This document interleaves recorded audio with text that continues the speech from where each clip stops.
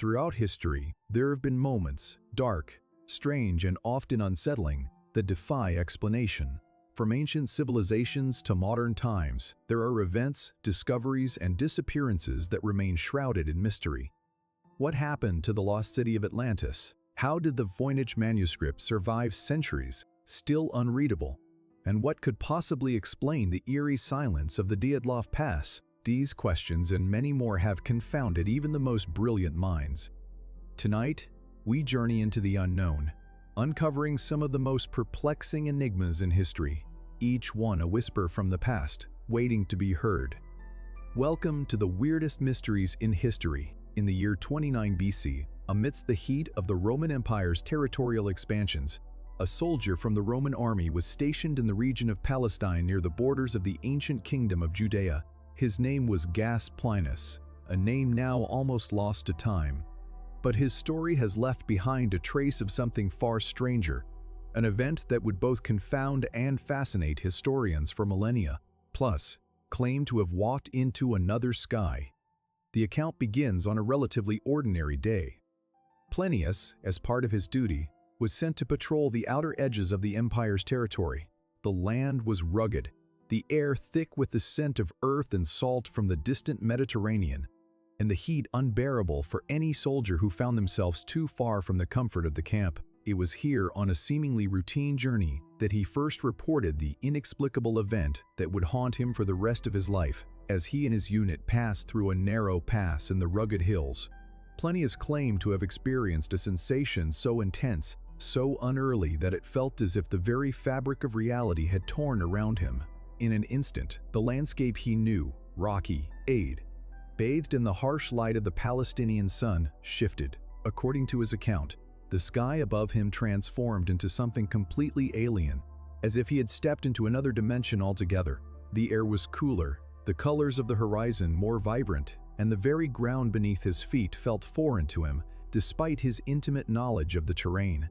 Plinius described this strange other sky in such detail that his account has intrigued scholars for centuries. Some dismiss his words as the product of a fatigued mind ravaged by the heat and isolation of the harsh landscape. Others, however, have speculated that there may be something more to his experience, something that defies the simple explanations of tiredness or hallucination. The ancient texts offer no clear resolution to the mystery. Plinius's story was not isolated.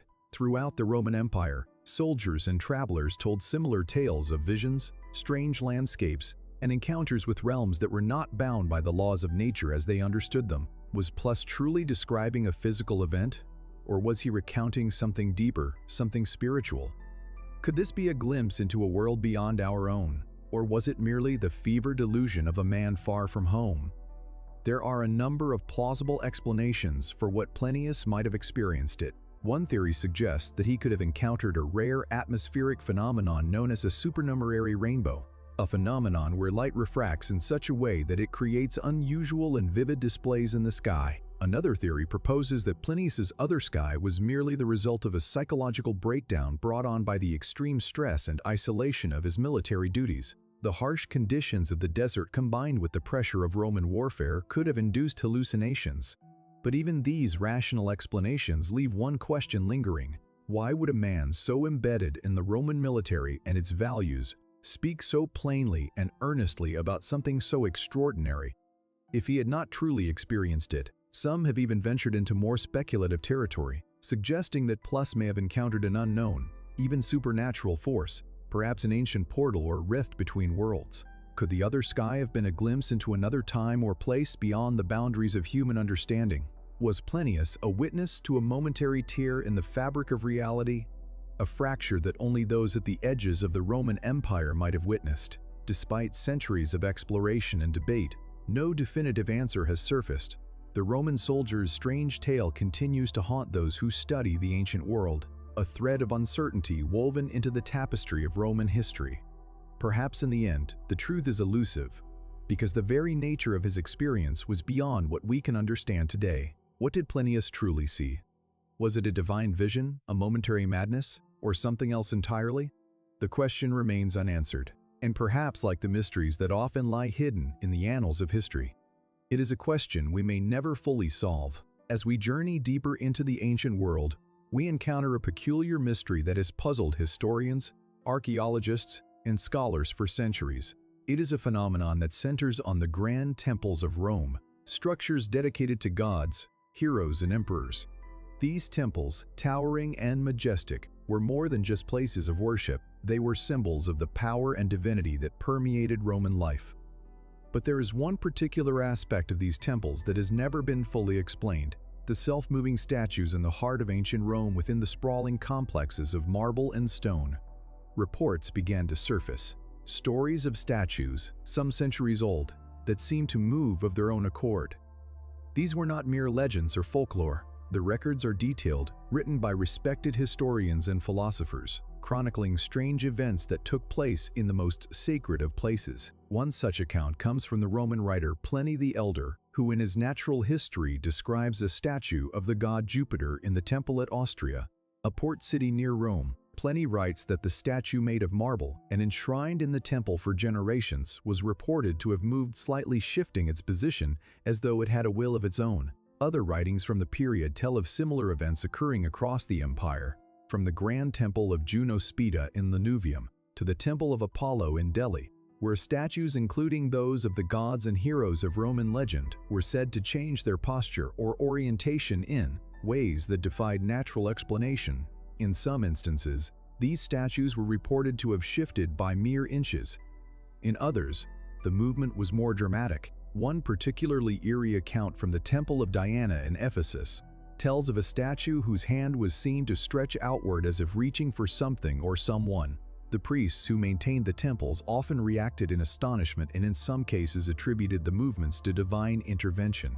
Were the gods themselves sending a message to the faithful? But what could have caused such movements? Many historians and scientists have attempted to rationalize the phenomenon. The most common explanation is that the statues made from materials like marble or bronze might have been affected by natural environmental factors, such as shifts in temperature or humidity. The idea is that the temperature fluctuations in the temples caused by the transition from the intense heat of the Roman summer to the cooler nights could have caused the materials to expand or contract, leading to slight shifts in position. Could this be the explanation for these mysterious movements? Simple natural physical processes? Yet, even in the face of such plausible scientific reasoning, there remains something deeply unsettling about these accounts. Could the recorded movements be the result of sophisticated engineering or trickery? The Romans were masters of technology, capable of creating intricate mechanisms for stage performances, rituals, and even automata. Perhaps some of the statues were part of a grand illusion, designed to give the impression that the gods themselves were interacting with the faithful. Could these self-moving statues have been clever machines powered by hidden devices and pulleys? But there are other theories, more speculative in nature, that venture into the realm of the supernatural or the unexplained. Could these statues have been imbued with some form of ancient energy, something the Romans themselves understood but we have lost over the millennia? Was there something more mystical at play, something beyond the limitations of our modern understanding? The idea that these statues were not mere objects, but conduits for divine power or portals to another realm, is a theory that still persists in certain circles. The mystery of the self-moving statues remains unresolved. Despite centuries of investigation, no definitive answer has emerged. The truth may be as elusive as the divine forces the Romans believed controlled their world. Could these movements have been the result of natural phenomena, cleverly orchestrated mechanisms, or something far more mysterious? Perhaps we will never know for certain. As we reflect on these enigmatic accounts, we are left with more questions than answers. Was it simply the work of ancient engineers with a deep knowledge of physics? Or is there something deeper, something hidden within the stones of these temples, waiting to be uncovered? What other secrets from the ancient world remain just beyond our reach, waiting to reveal themselves? As we continue our journey through history's strangest enigmas, we turn our attention to a discovery buried deep beneath the earth. A sealed underground chamber beneath an early Chinese tomb, a mystery that has fascinated archaeologists and scholars for decades. The tomb in question lies in the heart of Shandong province, where a burial site dating back to around the 3rd century BC remained largely untouched until the modern era. Within it, an astonishing find was made, one that continues to raise questions about the ancient world. In 1973, workers during the excavation of an ancient tomb stumbled upon an extraordinary structure, a hidden underground chamber sealed tightly for over 2 millennia. The tomb itself was that of a noble from the Yasi Oravi, ancient Chinese states predating the rise of the unified Qin dynasty. The tomb had been designed to honor a person of considerable importance, and its contents suggested wealth and power with intricate jade artifacts, pottery and bronze weapons. But it was the hidden chamber beneath that caught the attention of the excavators and ultimately, the world. The chamber, embedded several meters beneath the tomb, was sealed so perfectly that it had remained undiscovered for thousands of years. Unlike many tombs which had been looted or disturbed by grave robbers, this chamber appeared untouched by time or human hands. Its contents were not immediately clear. What was it? Why had this space been so carefully hidden? What or who had it been intended to protect or conceal? The tomb's main chamber was impressive in its own right, filled with valuable items meant to accompany the deceased into the afterlife. Yet this sealed chamber hidden beneath the earth suggested there was something more. Could it have been a final resting place for an even more powerful individual? Perhaps someone of greater importance than the noble already buried in the tomb? Or was it a symbolic space, a crypt reserved for a deity, a spirit, or an object of significant spiritual or political power? Upon further inspection, it became clear that the underground chamber had been designed with an extraordinary level of precision. The walls of the chamber were constructed from thick stone, and the entrance had been sealed with a carefully placed stone slab that was almost impervious to any kind of entry. The tomb's design, seemingly an afterthought beneath the main burial site, pointed to a deliberate effort to keep its contents concealed. Some archaeologists suggest that this secret chamber might have been used to store valuable relics such as sacred texts, ceremonial objects, or treasures meant to accompany the deceased into the afterlife. Others argue that it could have been an escape route or perhaps a space for conducting private rituals or sacrifices. Rituals so secretive that they warranted being hidden from the outside world. There is also the possibility that this chamber was created for some kind of ceremonial purpose, perhaps even related to the eventual emergence of the first emperor of China, Qin Shi Huang, whose tomb with its famous terracotta army was constructed just a century later. But as scholars continue to examine the site, the questions only deepen. The tomb and its hidden chamber were unlike anything else found from that era. The construction methods used were advanced and precise, almost too advanced for their time. Did the tomb reflect a unique burial custom, or was it part of a greater, now lost tradition? Some have wondered if the sealed chamber might have been a form of early preservation, a kind of vault meant to protect sacred or powerful artifacts from the ravages of time and human greed. Others speculate that the chamber may have been linked to early forms of alchemy, with the objects inside possibly serving as ingredients for ritual practices aimed at achieving immortality. Perhaps most perplexing of all is the fact that the chamber was so meticulously hidden. Why go to such lengths to ensure that it would never be found? Was it a message? A sign of something greater that has since been lost to history? Or was it a simple precaution designed to protect the tomb's contents from being disturbed by those who might come after? The sealed underground chamber beneath the early Chinese tomb remains an enigma. Despite the best efforts of modern archaeologists, the chamber has yet to yield a definitive explanation for its existence or purpose. Its secrets remain sealed in the quiet depths beneath the earth, waiting for the day when they might finally be revealed. The mystery persists. What lay hidden in that chamber? Was it a secret so powerful that it had to be concealed from the world for centuries? Or is there something deeper at play? Something we are not yet able to understand. As we continue to unearth the past, some mysteries, it seems, are meant to remain just out of reach. As we delve deeper into the strange and inexplicable, we now turn to a peculiar account passed down from the ancient Greek travelers who ventured into the vast deserts of Arabia. Among the many marvels they encountered in this unfamiliar land, one of the most bizarre and unsettling was a cave described as breathing. The story of this enigmatic cave, which has been passed down through historical texts, remains one of the most enduring and perplexing mysteries from the ancient world. The Greek philosopher Herodotus, often referred to as the father of history, was one of the first to write about the phenomenon, recording a curious and chilling tale from his travels. In his accounts, he described a cavern hidden in the deep recesses of the Arabian desert whose entrance seemed to inhale and exhale like a living creature. The Greeks, known for their keen observations, had a fascination with the natural world, but even they were unable to explain the behavior of this cave. The entrance, they reported, appeared to draw in the air during one moment and expel it moments later, like a lung in rhythm with some ancient pulse. This breath, rhythmic and eerie, left them deeply unsettled. The cave's very existence seemed to defy the logic of nature, provoking both awe and fear. What could account for such an occurrence? Was it the result of some unknown geological formation?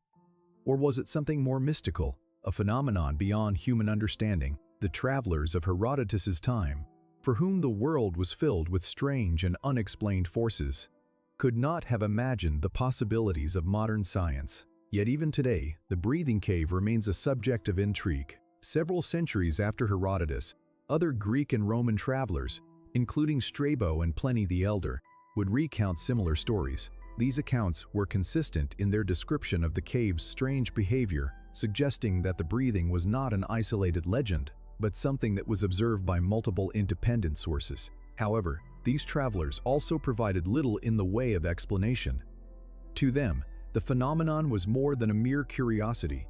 It was a mystery that tugged at the limits of reason. Was it an omen, a gateway to another world, or was it simply an unusual quirk of nature that the ancients could not fully comprehend? Many modern scientists have attempted to offer logical explanations for the strange reports. One widely proposed theory is that the cave's breathing could be caused by the movement of air through a natural system of passages or cracks in the earth. The intense heat of the desert and the cooling winds of the night might cause fluctuations in air pressure, leading to a rhythm of inhalation and exhalation at the cave's entrance. This type of atmospheric pressure system could potentially create the illusion of a breathing entity. Such phenomena have been observed in other parts of the world where caves, tunnels, and rock formations produce similar, albeit more subtle effects. However, there are elements of the story that refuse to align neatly with this theory. The reports were often more dramatic in their descriptions, with some travelers noting that the sound and force of the air rushing in and out seemed almost unnatural, more akin to the breath of some unseen living creature than a simple fluctuation in temperature. Could there be something more to the tale? Something the ancients were picking up on that our modern explanations miss? Were they describing a phenomenon that might have had spiritual significance, an event so profound that they gave it meaning beyond the physical? Another theory suggests that the breathing cave could have been a symbolic or sacred location for the local people who might have imbued it with meaning far beyond its physical reality. In the ancient world, caves were often seen as gateways to the underworld, places of mystery and transformation. Could the travelers have been witnessing a ritual or ceremonial act that involved sound and air? Something that was designed to create a sense of connection between the living and the divine. The idea that caves serve as metaphysical thresholds to other realms is a motif present in many ancient cultures. Perhaps this breathing cave was a place where the very air seemed to embody the spirit of the land itself. Even after all these years, the true nature of the cave remains unknown. Is there a hidden natural explanation that we have yet to uncover? Or does the mystery lie deeper, an inexplicable force of nature that no one has yet been able to explain fully? Could the ancient travelers have been describing something far more profound than we are able to grasp today? And perhaps most intriguingly, could there still be similar places hidden in the deserts of Arabia, waiting to be rediscovered? The breathing cave remains one of those rare and enigmatic stories that teases the boundaries of knowledge, inviting us to look deeper into the unknown. What else could the ancient travelers have witnessed that still eludes our understanding? What mysteries of the earth concealed in its most remote corners might still breathe with secrets waiting to be discovered? As we continue our exploration of history's strangest enigmas, we now turn our attention to the mysterious disappearance of an island, one that was once said to exist in the waters of the Arabian Sea near the coast of Palestine. The island of Iabadiu has captured the imagination of historians, sailors, and explorers for centuries. Yet, despite numerous references to it in ancient texts, there is no conclusive evidence that it ever truly existed, at least not in the way it was once described. The first known references to Iabadiu appear in the writings of Greek and Roman geographers from around the 1st century BC. According to these accounts, Iabadiu was a lush, fertile island strategically positioned between the Red Sea and the open waters of the Indian Ocean. It was said to be a thriving place rich with vegetation, wildlife, and valuable resources. Some ancient writers went so far as to describe the island as a paradise with abundant crops and a small yet prosperous population. It seemed like a perfect haven, an oasis amidst the vastness of the ocean. But the most striking detail in these early accounts is that the island of Iabadiu seemed to vanish almost as mysteriously as it had appeared. By the 2nd century AD, when later navigators began to chart the waters of the Arabian Sea, Iabadiu was nowhere to be found. Despite the earlier glowing descriptions, no one could pinpoint its exact location. Some ancient travelers speculated that the island had been swallowed by the sea, perhaps a victim of an earthquake or some other natural disaster. But the loss of Iabadiu remained as mysterious as its sudden emergence. The ancient Greek historian Strabo and the Roman geographer Ptolemy both mention the island in their writings, and they too were baffled by its disappearance. For centuries, its existence was assumed to be a part of ancient myth, a legend, a cautionary tale, or perhaps even a simple mistake in navigation. But the lingering question remains: if Iu truly existed, where did it go?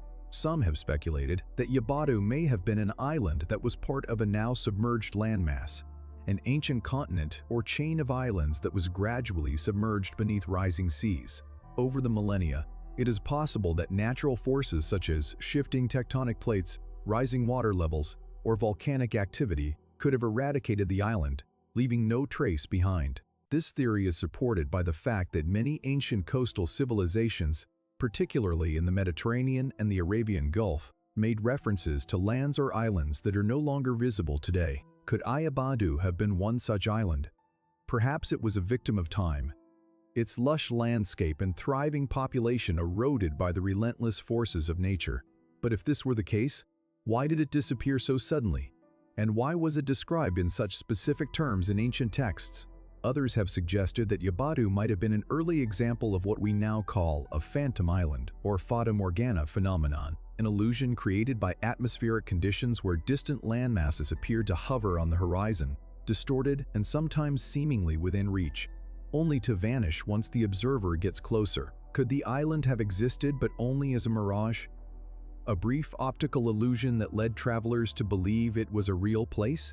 And if so, what might have caused this illusion to appear with such consistency in ancient records? More fringe theories suggest that Iabadiu was never a natural island at all, but instead a creation of ancient characters, a place that was inserted into maps for symbolic or mystical reasons. Some theorists believe that the island may have been a part of a grand mythological or religious narrative, perhaps even a part of the same tradition that gave rise to stories of lost civilizations like Atlantis. Could the island be an allegory for something else?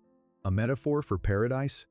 Or a place where the boundaries between the known and unknown blurred? The question of what happened to Iabadiu remains unresolved. Some believe that the island may have been real but lost to the forces of nature, while others are convinced it was never more than a mirage, a fleeting illusion in the minds of those who sought it. Yet, as with so many mysteries of the ancient world, the lines between fact, fiction, and mythology remain blurred. As we ponder the fate of Iabadiu, we are reminded of the countless other stories of places and civilizations lost to time. What else might be hidden beneath the waves, waiting to be rediscovered? Could there be other phantom islands waiting in the depths, their stories still untold, their existence still debated? As we shift our focus once again to the ancient world, we find ourselves drawn to one of the most enigmatic disappearances along the famed Eastern Silk Route, a trade route that connected the rich civilizations of China to the bustling markets of the West. Somewhere along this vast stretch of desert and mountain landscapes lies the story of the lost caravan of the Eastern Silk Route, a mystery that has intrigued historians and adventurers for centuries. It was in the scorching expanse of the Taklamakan Desert, a place where the wind moves like a whisper and the sun bakes the earth with unrelenting intensity, that the caravan disappeared. This desert, one of the largest and most treacherous on Earth, is a land of extremes, where temperatures can reach 120 degrees Fahrenheit by day and freezing cold sweeps over the dunes at night. It is a place where time seems to stand still. And yet, over 2,000 years ago, it was anything but empty. The desert was once alive with the movement of merchants, soldiers, and travelers, all following the great trade route that connected east to west. The caravan in question was part of a larger established trade network that carried valuable goods, silk, spices, precious stones, and more between the great empires of China, Persia, and even the Roman Empire.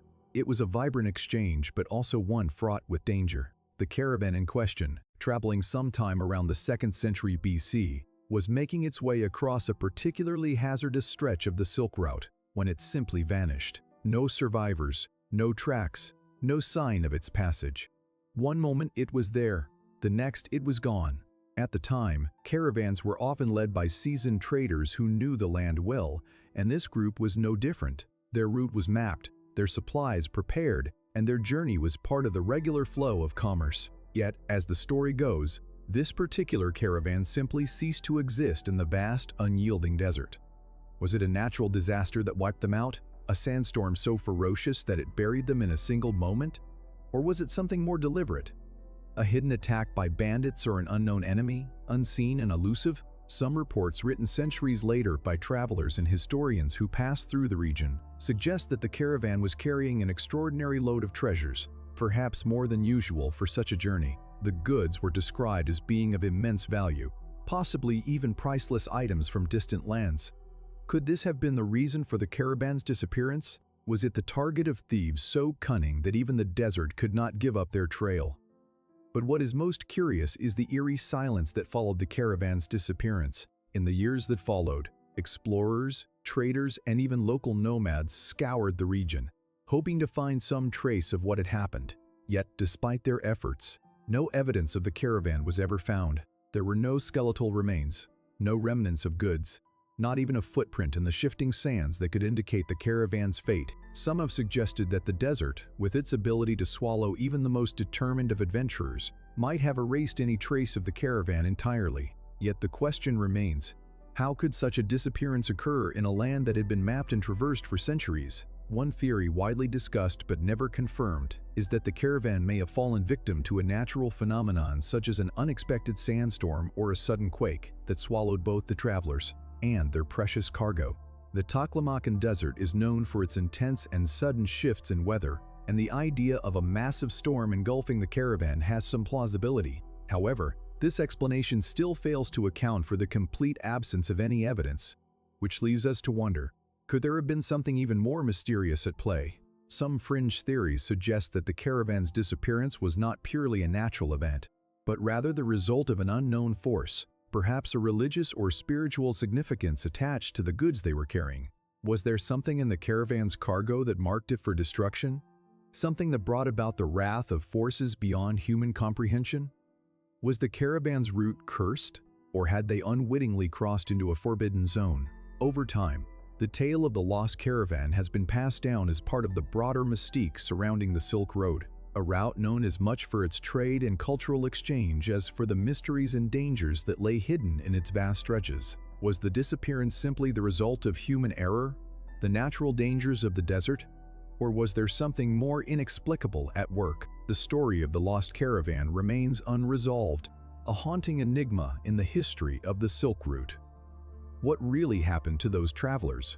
And why has the desert kept its secrets for so long? What truths are buried beneath the shifting dunes of the Taklamakan, waiting to be uncovered? For now, we are left with only questions and perhaps a lingering sense that the answers still lie hidden in the vast emptiness of the desert. As we continue our journey through history's strangest and most perplexing mysteries, we come to a curious phenomenon noted by Roman engineers, one that has baffled modern minds and left us wondering about the true nature of the forces at play.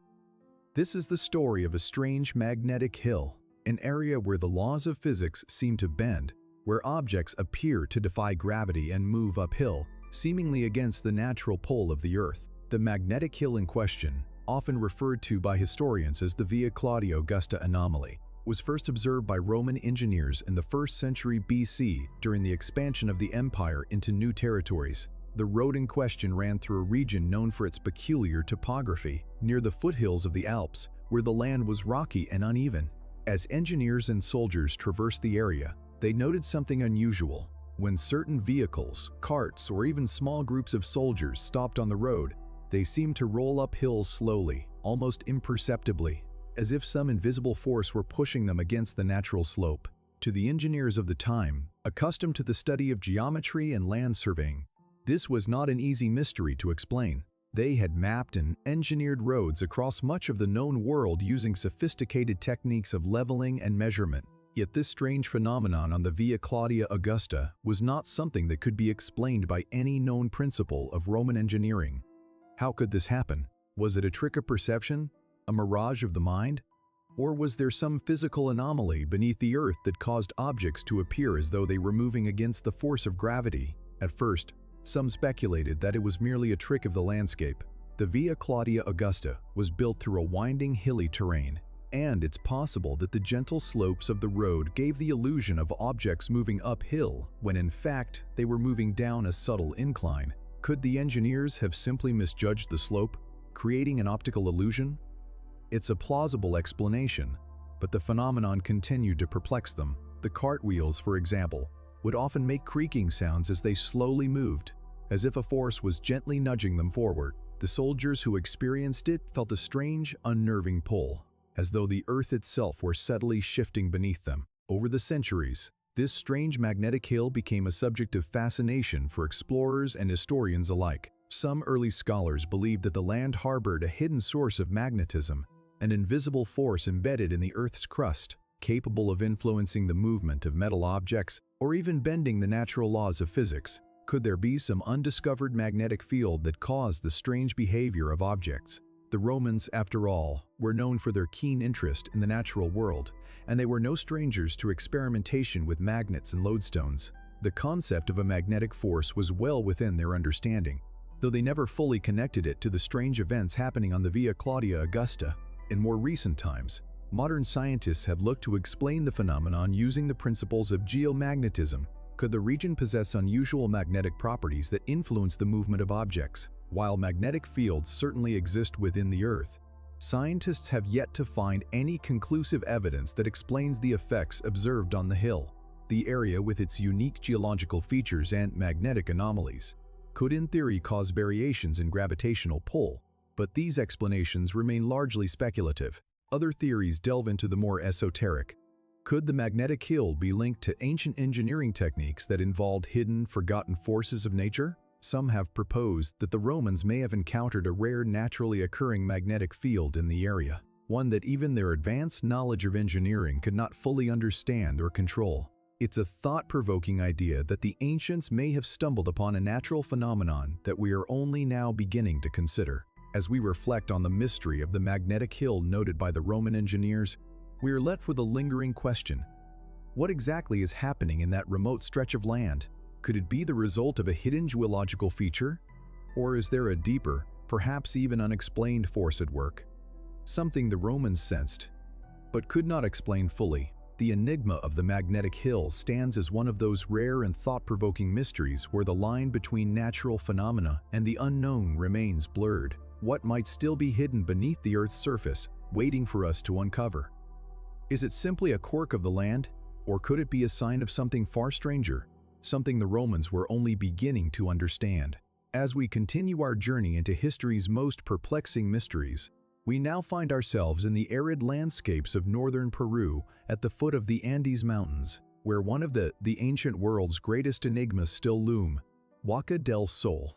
This vast, imposing structure, whose name means Temple of the Sun, was once part of a monumental complex built by the Mache civilization, a powerful culture that flourished from around 100 AD to 800 AD. Today, all that remains is a massive crumbling pyramid, an ancient monument to something long lost to time yet shrouded in mystery. At first glance, Huaca del Sol is both awe-inspiring and intimidating. Standing at over 40 meters tall, the pyramid was once made of millions of adobe bricks, painstakingly assembled by hand. Each brick, sun-baked and rough-hunted, was crafted to form vast terraces that soared high above the surrounding desert. In its prime, Huaca del Sol would have dominated the landscape, visible for miles in every direction. Even now, the structure holds a quiet power, its shattered remains whispering secrets of a civilization that, while sophisticated, has left us with few answers. The Machi people, whose culture is renowned for its intricate art, advanced irrigation systems, and complex social hierarchy, constructed Huaca del Sol as a center of ritual and power. The temple was not just a place of worship, it was also a political and economic hub where the ruling elite gathered and displayed their authority. The Moche were skilled in metallurgy, ceramics, and engineering. Yet their greatest achievement, Haka del Sol, remains enigmatic. What exactly was the purpose of such a grand structure, and why was it so deliberately built in this remote and harsh landscape? One of the most puzzling aspects of Haka del Sol is the fact that it seems to have served no clear religious purpose, at least not in the way that many other ancient temples do. Unlike other monumental structures which often had clear associations with deities or rituals, Haka del Sol has not revealed any definitive inscriptions, carvings, or other records that explain its religious significance. Archaeologists have found numerous ceramic vessels and offerings around the site, but nothing that directly connects the pyramid to a specific deity or cult. Was it simply a ceremonial space, or was there a deeper hidden purpose to its construction? The absence of written records leaves us to wonder what beliefs motivated the creation of such an imposing edifice, and why does the symbolism remain so elusive? Further complicating the mystery is the strange way in which Haka del Sol was constructed. The adobe bricks that once made up the pyramid were not simply stacked in a uniform pattern. Instead, they were placed in a distinctive layered fashion with large blocks alternating with smaller ones. Some have speculated that this was done to reinforce the structure against the intense heat of the desert sun, which could cause the adobe to crack and erode. But why such an intricate design, one that would require such meticulous planning and labor? Was it a practical decision, or was there some deeper symbolic meaning behind the choice? Another unsettling aspect of Haka del Sol is its destruction. Despite its monumental size and importance, the pyramid was left largely in ruins by the time Spanish conquistadors arrived in the 16th century. It is believed that the structure was largely abandoned or partially destroyed during the early stages of the Moche civilization's decline. Some scholars believe that the pyramid's downfall was caused by shifting political and religious power, while others suggest that the Moche's decline was linked to environmental changes, droughts, and flooding that may have disrupted the delicate balance between human civilization and the land. However, this is where the true mystery deepens. The Moche's mysterious collapse followed by the abandonment of Haka del Sol has led to many speculative theories. Some believe that the pyramid's destruction was the result of a ritualistic sacrifice or the intervention of rival groups who may have sought to usurp the power of the elite. Others have pointed to signs of violent activity at the site, evidence of a possible overthrow where the temple's significance may have been obliterated by the very people it was built to control. Even today, Haka del Sol stands as a monument to lost knowledge and forgotten power. The sheer scale of the pyramid suggests that it played a significant role in the Moche culture, yet we are left with few clues as to what that role was. Was Haka del Sol merely a grand burial site, an astronomical observatory, or something altogether different? What was it that the Moche sought to commemorate with such a vast and labor-intensive structure? And what caused its eventual ruin so abrupt and complete that even its builders left no lasting record to explain it? As the wind blows across the desert, carrying with it the whispers of ancient history, the story of Haka del Sol remains shrouded in mystery. The answers are buried beneath the layers of sand and time, leaving us to wonder what truth lies hidden in the ruins of this lost civilization. What secrets, if any, are still waiting to be uncovered? As we move deeper into the heart of history's unsolved mysteries, we find ourselves in the vast and desolate Nabataean desert, a place where ancient outposts once stood silent and proud, yet now lie abandoned, their secrets buried beneath the unforgiving sands.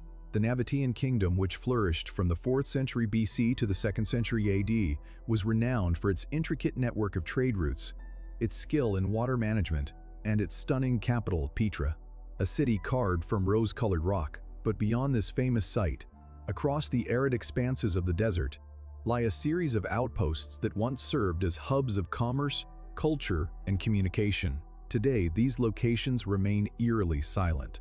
Their sudden abandonment left historians and archaeologists to question what happened to the Nabataeans, and why did their once thriving desert outposts fall into desolation? The desert outposts of the Nabataeans were strategically positioned along key trade routes which connected the Arabian Peninsula with the Mediterranean world. These settlements were marvels of engineering designed to withstand the harshest conditions the desert could offer. With ingenious systems of water storage, complex road networks, and carefully placed watchtowers, they were vital to the maintenance of trade and diplomacy. Some were bustling trading hubs, while others functioned as military fortresses. keeping watch over the volatile frontier between the desert and the empires of the ancient world. Yet, at some point in time, almost abruptly, these outposts fell silent. There are no clear records explaining why or when they were abandoned. The once bustling trade routes, so integral to the Nabataean way of life, simply grew quiet, leaving behind only the remnants of their existence. What caused this sudden shift? Why did a kingdom so adept at survival in such an unforgiving environment vanish so quickly from history? One plausible theory points to the changing tides of regional power. As the Roman Empire expanded into Nabataean territory in the 2nd century AD, the Nabataeans were gradually absorbed into the imperial system. The Romans took control of the region, and it's likely that some of the outposts were repurposed for Roman military and administrative use. However, this theory does little to explain why entire outposts, especially those located in remote areas far from Roman influence, seem to have been abandoned without a trace. Another possible explanation lies in the shifting environmental conditions of the region. The desert itself can be an unpredictable force. Archaeological evidence suggests that climate change may have played a role in the collapse of the Nabataean desert outposts. There is evidence to suggest that the region underwent significant changes in climate during the period of their decline. Droughts and increasingly difficult living conditions could have prompted the inhabitants to abandon these outposts in search of more fertile lands. But even this explanation leaves us with unanswered questions. If environmental change was a factor, why did some settlements persist while others fell into total abandonment? There is also the more mysterious theory that the Nabataeans may have been involved in something far more elusive, something linked to their deep knowledge of water systems and desert survival. Some have speculated that the Nabataeans possessed advanced knowledge of astronomical or even mystical practices which might have influenced their decisions to suddenly leave certain locations. Could they have left these outposts for reasons unknown to us? Perhaps a shift in their spiritual beliefs, or a deeper understanding of the desert's forces that we have yet to grasp. It's not a widely accepted theory, but it remains an intriguing possibility. Could the sudden silence of the Nabataean desert outpost be tied to something otherworldly? The mystery grows even more profound when we consider that some of these outposts were abandoned seemingly overnight. Archaeologists have found no evidence of destruction, no signs of battles, no evidence of forced evacuation, no sudden catastrophes. It's as if the inhabitants simply chose to leave, leaving behind everything they had worked so hard to build. Was it a cultural collapse? A sudden shift in trade routes? Or was there something more ominous at play? A hidden force that led the Nabataeans to retreat from the desert? Perhaps the answer lies in the sands themselves, waiting to be uncovered. With the passage of time, nature has claimed much of the region. The wind carrying its age-old whispers erases all traces of the past. But even in this silence, there are clues still to be found. Perhaps beneath the layers of dust and ruin, the truth of the Nabataean desert outposts is waiting to emerge. An answer lost in time, but never fully forgotten. As we stand in the shadow of these forgotten ruins, we are left to wonder, why did the Nabataeans abandon their desert stronghold so suddenly? Was it the march of empire, the unforgiving desert, or something more inscrutable that prompted their withdrawal? And perhaps most hauntingly, are there still mysteries hidden in these ancient outposts, waiting for someone to uncover the truth? We now turn to a mystery that lies deep in the sands of time. Far from the bustling metropolises of ancient civilizations, it is the enigma of the Buemi tablets, a collection of stone tablets unearthed in the Jordanian desert near the ancient site of Buemi, which has long intrigued scholars, linguists, and historians alike. These tablets, weathered by the passage of centuries, carry a message inscribed in a language no one can identify. Despite the exhaustive efforts of modern scholars and experts in ancient languages, the writing remains unreadable, its origins unknown. The tablets themselves are an awe-inspiring discovery, each one carved with a series of intricate symbols, so precise and deliberate that they suggest a culture with a deep understanding of writing systems. The Buni Nemi site, which once flourished in the heart of the ancient Nabataean world, appears to have been a ceremonial or religious center. Its strategic location, nestled between trade routes, suggests that it was once a hub for communication and commerce. But what secrets do these stones hold? And why do their messages remain locked in a language that has defied all attempts at translation? The Buni tablets were first discovered in the early 20th century, and they quickly became the subject of intense study. scholars noted that while the script resembled known Semitic languages such as Aramaic or Phoenician, it contained distinct features that set it apart. The symbols were neither fully recognizable nor decipherable. Each tablet contained hundreds of characters, many of which seemed to follow a consistent structure, suggesting that they were part of a coherent linguistic system. Yet, despite their complexity, the language did not match any known ancient script, and attempts to link it to any established language group have yielded no conclusive results. What makes the Bunai tablet so particularly compelling is the sheer number of them. Dozens of tablets were discovered at the site, and while some were partially damaged, many are relatively well preserved. This abundance of material has allowed linguists to closely compare the symbols, searching for patterns that might lead to a breakthrough in understanding the language. And yet, the mystery persists. Even after decades of research, no one has been able to translate the symbols with any degree of certainty. Some researchers speculate that the script may represent a language that was either isolated or has been lost to time entirely, an ancient dialect that never found its way into the broader historical record. Among the theories surrounding the Bunai tablets is the idea that they could be evidence of a forgotten civilization, one that existed on the periphery of more widely known cultures. Could the people who created the tablets have been part of an ancient group that was never fully incorporated into the larger cultural landscape of the Near East? Some scholars suggest that the Bunai tablets may belong to a completely unknown language family, one that was used by a group of people who left few other traces of their existence. If this theory is correct, the tablets might represent the last remnants of an obscure, isolated culture whose legacy was erased from history. Other more speculative theories propose that the tablets may not belong to any known human civilization at all. Could they have been created by an entirely different kind of society? Perhaps an alien or supernatural one? While such ideas remain firmly in the realm of fringe theory, the fact that the script is so unlike any other discovered language gives pause.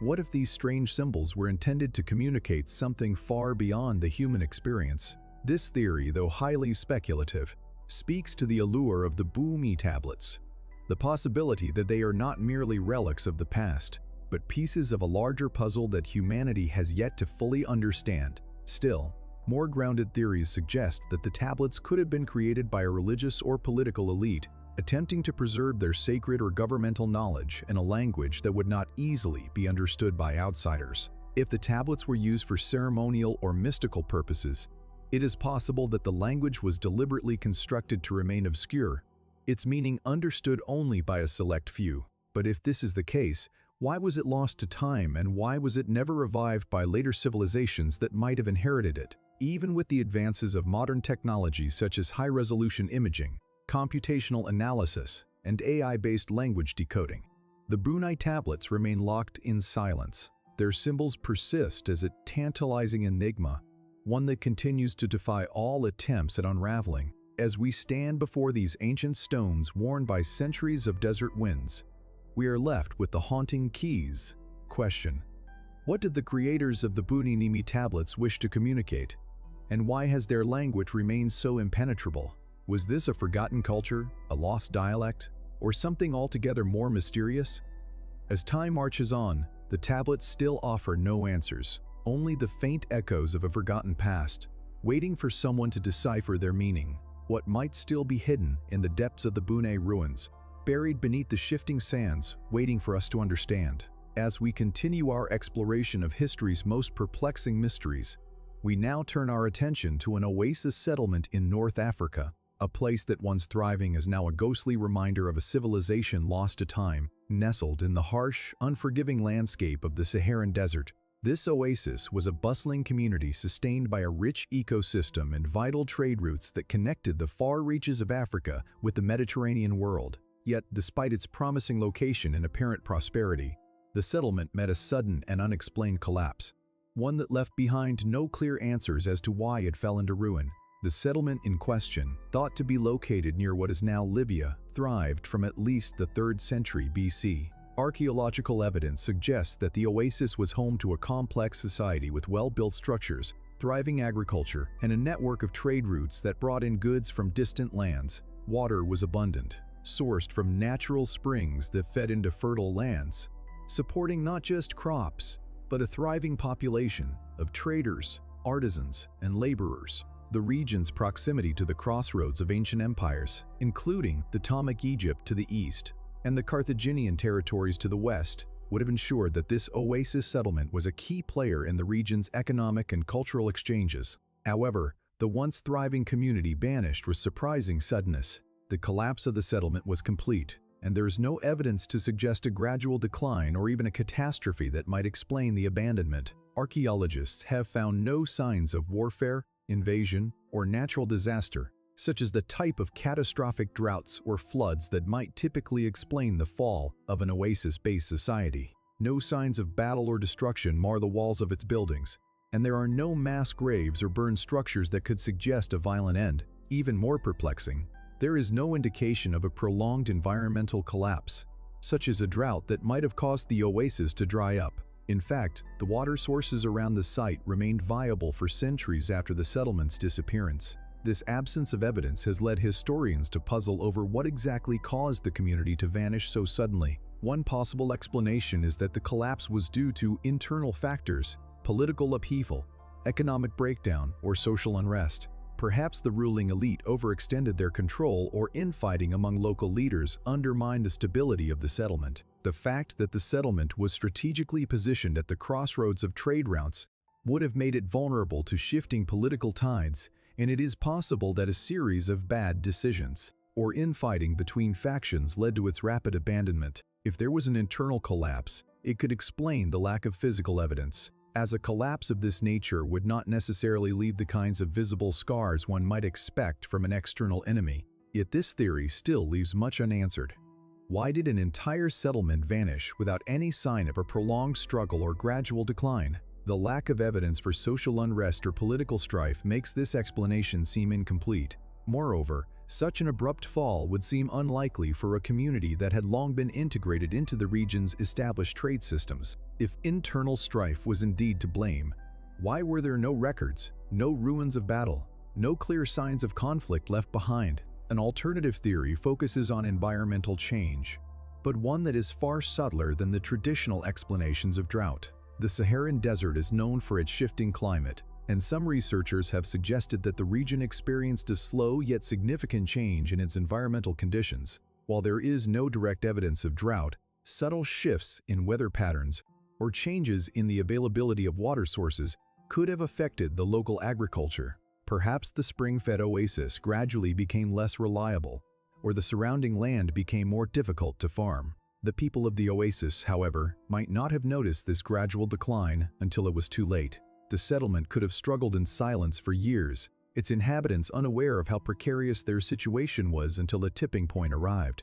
If this theory holds, it would explain the sudden collapse of the settlement. The gradual erosion of their agricultural base, paired with an inability to adapt quickly enough to the changing environment, could have triggered the exodus. But could there have been another, more mysterious explanation? Some have suggested that the settlement's disappearance could be linked to a broader cultural or spiritual shift, one that led the inhabitants to abandon their homes and their way of life without leaving any trace of their departure. In many ancient cultures, there are instances of entire communities leaving their settlements abruptly, often without any clear explanation. Some theorists suggest that these mass migrations or disappearances were the result of religious or cultural upheavals where the people felt the need to retreat or abandon their material possessions in favor of a new beginning. Was the settlement abandoned not out of necessity but out of a collective spiritual or philosophical choice? Even more speculative theories have proposed that the collapse could have been linked to some unknown external force, an invasion by a mysterious group, or perhaps an encounter with forces we can't even fully comprehend. Some have even suggested that the community might have had contact with extraterrestrial forces or encountered unknown phenomena that led them to abandon their settlement. These theories, though far-fetched, speak to the ongoing fascination with the unknown and the mysteries that continue to defy all logical explanations. What we are left with is a tantalizing and unsolved mystery. Despite the best efforts of archaeologists, there is still no definitive explanation for why this North African oasis settlement collapsed so suddenly and completely. No records, no signs of war or conflict, no evidence of environmental disaster, and no trace of the people who once thrived in this place. As we stand before the empty ruins of this lost settlement, we are left to wonder what truly caused its fall. Was it a slow environmental change, an internal societal collapse, or something more mysterious? Perhaps something we have yet to understand or uncover? The answers remain elusive, buried in the sands of the desert, leaving us to wonder what secrets still lie hidden beneath the surface. As we continue to delve into the strange and uncharted corners of history, we find ourselves in Hispania, a land rich with the remnants of ancient civilizations, where one of its most unusual mysteries still reverberates through time: the enigma of the Whispering Well. This well, located in the remote hills of Andalusia, Spain, is not just a source of water. It has become a site of legend. To this day, it is known for a peculiar and unsettling phenomenon. Those who stand near its edge claim to hear faint whispers coming from the depths. Some say the voices are ancient, others that they belong to spirits or forgotten souls. But all agree on one thing: the whispers are real. And for a time they were so disturbing that local authorities sealed the well, preventing anyone from coming near it. The well itself is a simple, unassuming structure built centuries ago. Its stones are weathered and cracked by time. Its once gleaming surface is now covered in layers of dirt and moss. Yet as ordinary as it may appear, it holds a dark reputation among the people who live nearby. The surrounding landscape is rugged, marked by the wild hills and sparse vegetation of the Sierra Morena mountain range. There the well lies, partially obscured by overgrowth and hidden from the casual observer. Local legends speak of it as a place of mystery, an ancient site that predates Roman or even earlier civilizations. The well, they say, was once a place of ritual, used for ceremonies or as a marker for an old pilgrimage route. But it was not until much later that the whispers, faint but undeniable, began to attract attention. In the early 20th century, a local historian and several curious travelers began to investigate the well, eager to learn more about its origins and its strange reputation. As they peered into the dark depths, they reported hearing soft voices, almost as if someone was whispering secrets from the farthest reaches of the earth. Others claimed to hear names being called, cryptic messages that could not be fully understood.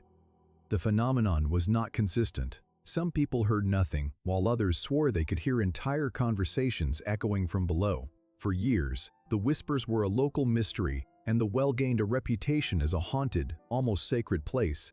Yet, it wasn't until the late 1930s that the authorities took action. Disturbing reports surfaced of people becoming entranced by the whispers, spending hours staring into the depths, unable to tear themselves away. Some claimed to have experienced altered states of consciousness, as if the voices were not merely sounds but some form of psychological manipulation. Others spoke of vivid visions, of dreams and memories not their own, leading some to speculate that the well might hold some form of power or connection to forces beyond normal understanding. Faced with mounting concerns over the safety of the local population, as well as the growing notoriety of the site, the Spanish government intervened. In a rare move, local authorities sealed off the well. The entrance was blocked with heavy stones and a fence was constructed around the site to keep people away. Officially, the closure was explained as a protective measure to prevent further danger. But behind closed doors, whispers circulated that the authorities knew more about the well's strange effects than they were willing to admit. The government, it seemed, feared that the well's influence might extend beyond simple superstition, and that something far more mysterious was at work. For decades, the well remained sealed, its eerie whispers silenced by stone and time. Yet despite the official closure, the mystery surrounding the Whispering Well has not faded. If anything, it has only grown stronger. Those who have visited the site in recent years report that the location still holds an inexplicable pull. Some claim to feel a presence near the well, a strange sensation that something is watching them, while others say they can still hear faint whispers carried by the wind, as if the well itself refuses to be silenced. However, no one has dared to open the well again, and it remains a forbidden place. What then can explain this phenomenon? The most plausible explanation is that the sound of the whispers is a natural acoustic effect. The well, with its narrow, deep shaft, may amplify and distort surrounding sounds, creating a strange auditory illusion. Wind passing through the narrow opening could generate an eerie whistling sound that might resemble voices. And yet this explanation fails to account for the specific and often personal nature of the whispers. Some who have listened to the well's sounds claim that the voices speak directly to them, calling their names or recounting details of their lives that could not have been known by anyone else. Could this simply be the power of suggestion? People hearing what they want to hear or interpreting ordinary sounds as something extraordinary? Or is there something more to the phenomenon, something beyond mere acoustics? There are, of course, more speculative theories. Some believe the well may have been built atop an ancient burial site, its whispering voices, the lingering echoes of spirits who have not found peace. Others suggest that the well is tied to ancient rituals or esoteric knowledge, and that the whispers are some form of communication from a long-forgotten culture. In this theory, the well acts as a conduit to a distant past, a time when the area was a sacred site for mystical practices, and the voices are remnants of an ancient language or forgotten teachings. Another theory posits that the whispers are the result of a more psychological phenomenon, something akin to group hypnosis or mass suggestion. The mind in such a location, an eerie, isolated place, might begin to play tricks, causing individuals to hear what they believe they should hear. Could the power of belief passed down through generations of folklore have shaped the way people experience the site? And what of the authorities' decision to seal the well? Could it be that they were simply trying to suppress a growing legend? Or did they have other more compelling reasons for closing it off? As with many mysteries of the past, we are left with more questions than answers. The Whispering Well of Hispania, sealed by authorities and abandoned to history, remains one of the most curious enigmas in the region. What is the source of the voices that have echoed through the centuries? Is it simply an acoustic illusion? Or is there something more to the whispers, something that remains hidden, buried deep within the earth? The well's silence today only deepens the mystery, leaving us to wonder what might still be concealed in its depths. As we move further into the shadowy corners of history, we encounter a peculiar and unsettling phenomenon reported by the Roman soldiers themselves, one that transcended the ordinary concerns of battle and strategy. The ancient Roman military, known for its discipline and rigorous structure, was not immune to the strange and unexplained occurrences that can accompany war. One such occurrence, documented in several Roman reports, speaks of mysterious and unsettling headless shadows that appeared on the eve of battles. These eerie figures seen by soldiers and generals alike seemed to presage something dire.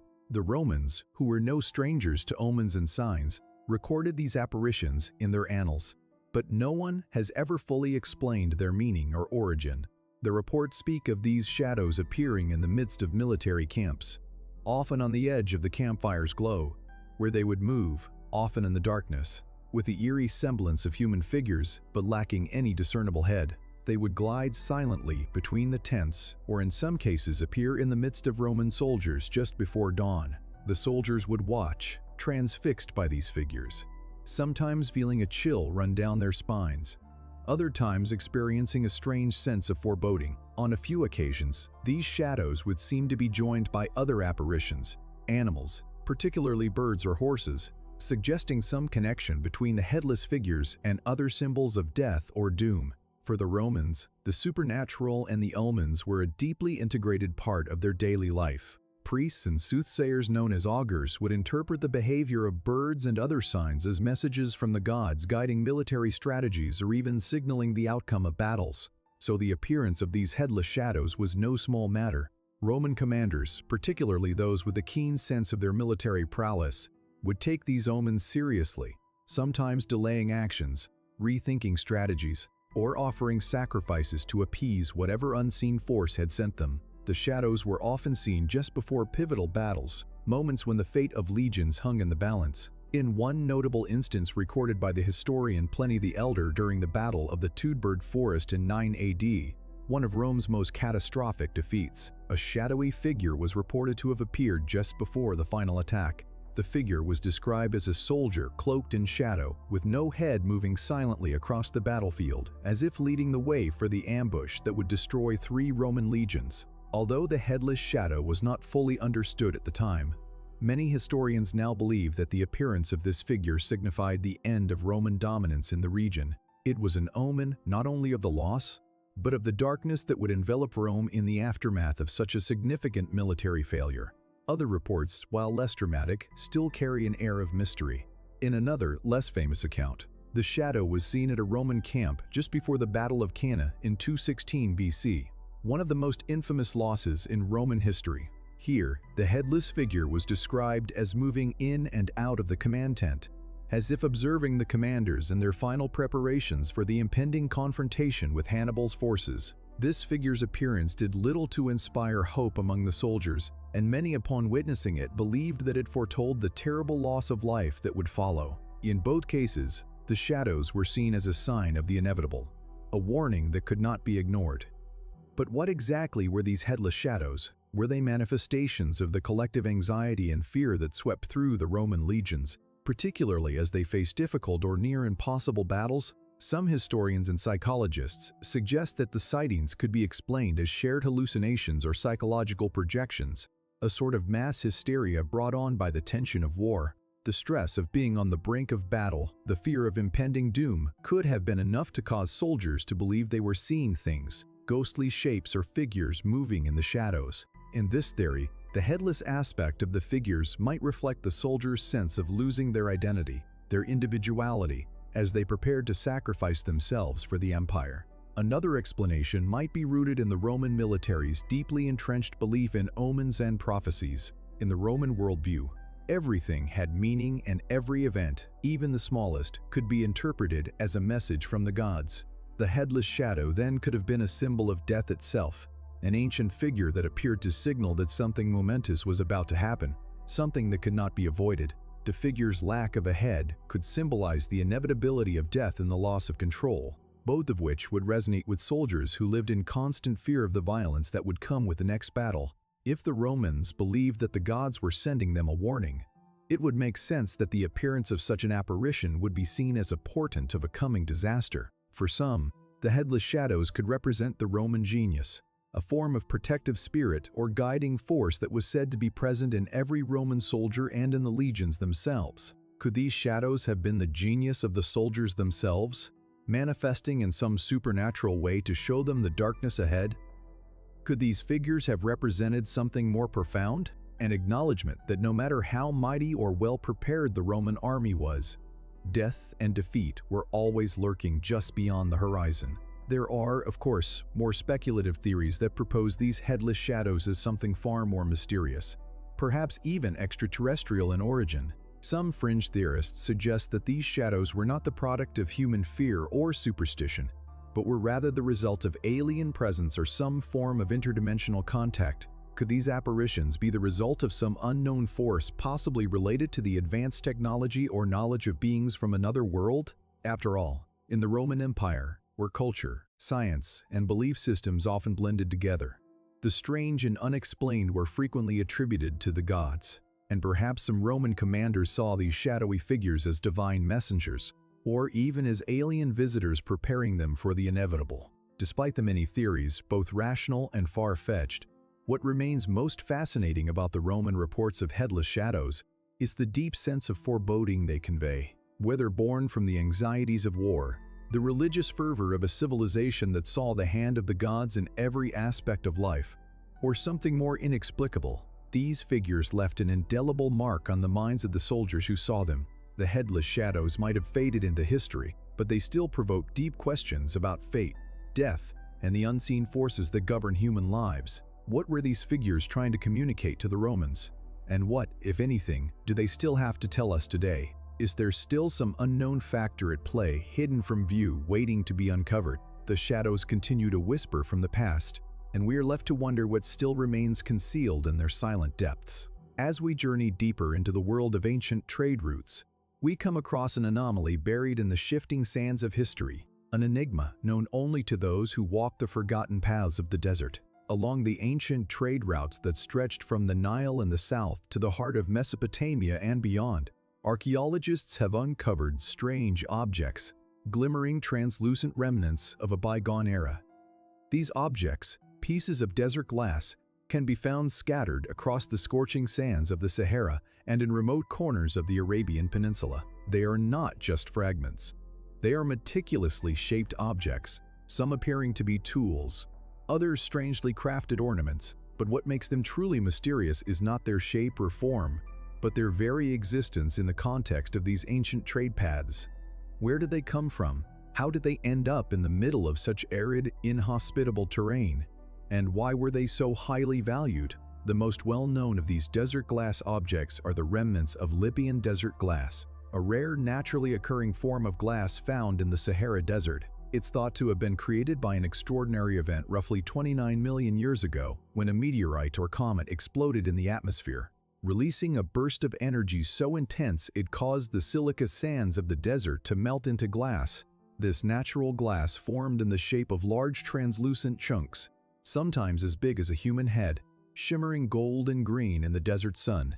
The fact that these glass objects exist at all seems almost too fantastical. An extraordinary event frozen in time, a relic of a cataclysmic impact. But while the creation of Libyan desert glass itself is well understood by modern science, the objects we now find scattered along ancient trade routes offer a deeper mystery.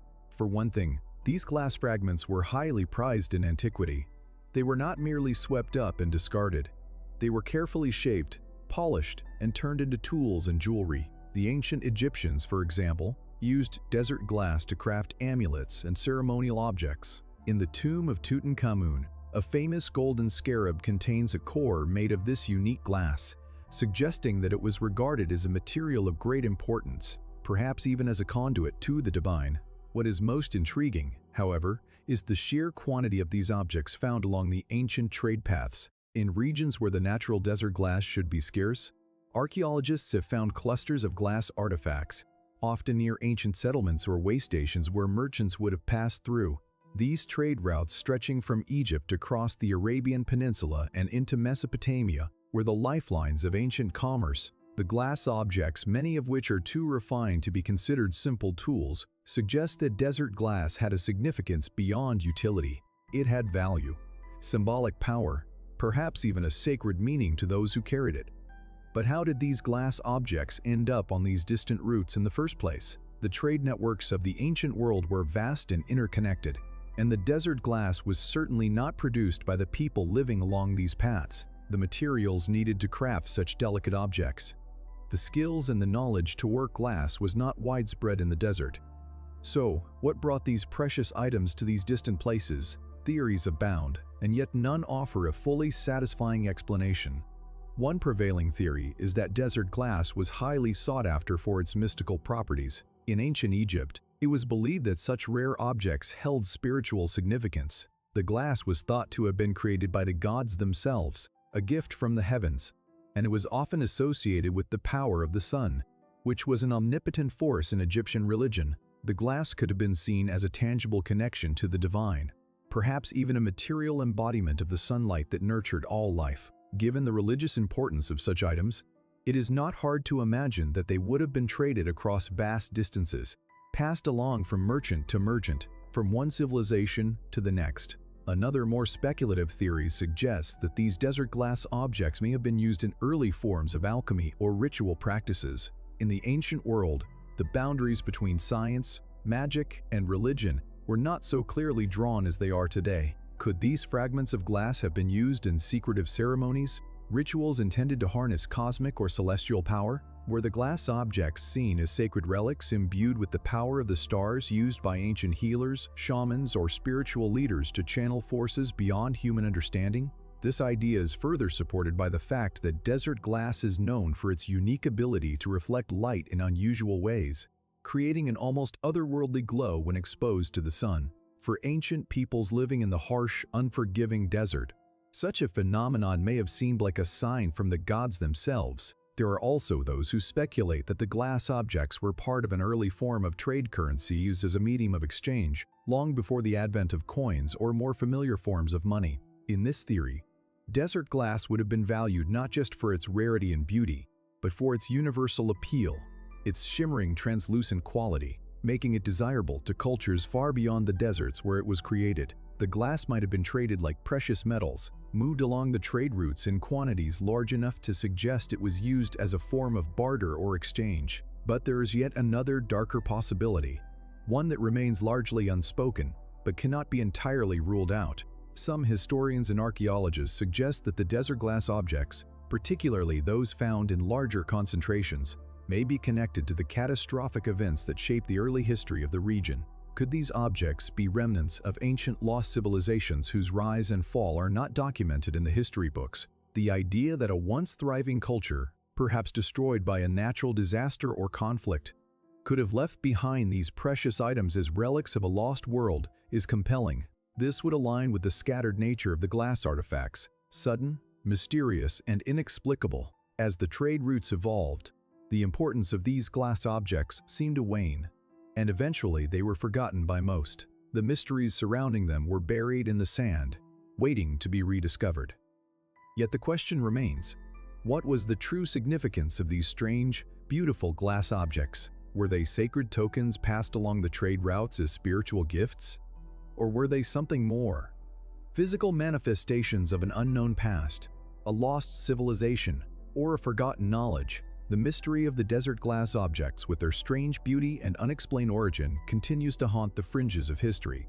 We may never know for certain how these artifacts traveled across the deserts, what they meant to those who crafted them, or why they were so highly praised. But in the shimmering remnants of glass, we are left to wonder what secrets do these pieces still hold, buried in the vast and ancient deserts, and how many other, even more mysterious relics remain hidden beneath the sands, waiting for the day when they too might be uncovered. As we continue our journey through the most peculiar and unexplained mysteries in history, we find ourselves drawn to a region where the tides of time seem to have swept away pieces of history without leaving a trace. Along the coast of what is now modern-day Ethiopia and Eritrea lies the heart of an ancient civilization that once flourished, the Axumite Empire, known for its powerful trade routes, towering obelisks, and its pivotal role in early Christianity. The Axumites built their coastal settlements to rival those of the great maritime powers of antiquity. Yet, despite their prominence, some of these settlements have inexplicably vanished from history, leaving behind little more than fragmented ruins and unanswered questions. One of the most enduring and unsettling mysteries surrounding the Axumite civilization is the disappearance of its early coastal settlements. The Axumites, thriving between the 4th century BC and the 7th century AD, were seafaring people with vast networks of trade stretching from the Arabian Peninsula across to India and Rome. They were masters of commerce, shipping ivory, gold, and frankincense to distant shores, and their cities along the coast were key hubs in this vast network. Yet today, many of these once thriving coastal settlements are nothing more than ghostly remnants with only fragments of their ancient structures scattered along the shore. The most notable of these lost settlements is the ancient city of Adulis, located near the modern-day port city of Massawa in Eritrea. Once a bustling port city and a major trade hub between the Mediterranean and the Indian Ocean, Adulis was referenced by many classical writers including the Greek historian Pliny the Elder and the Roman merchant Cosmos Indicopes. They described a city alive with commerce, its harbors teeming with ships from lands as far as Rome and Arabia. But today, the site of Adulis lies in ruins with only scattered foundations and broken pottery as evidence of its former grandeur. The rest of its history seems to have been swallowed by time and the relentless march of the desert.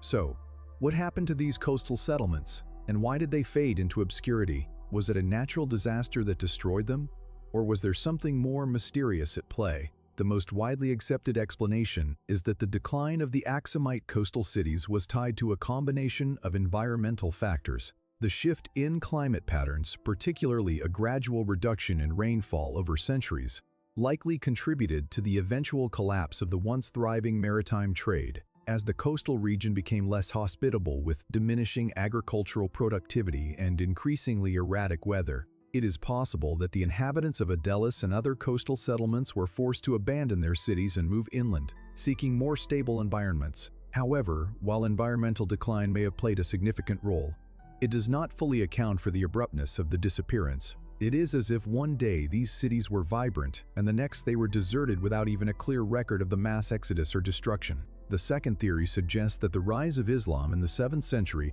might have been a contributing factor as the Axumite Empire was located at the crossroads of the Christian and Islamic worlds. The spread of Islam in the region might have disrupted the delicate balance of trade that had supported these coastal cities. It's been speculated that as Islamic forces grew stronger, particularly with the expansion of the Arab caliphates, Axumite coastal settlements may have fallen under pressure. The Axumites, who had long maintained relationships with the Roman Empire and other Christian states, might have found it increasingly difficult to compete with the new Islamic powers in the region.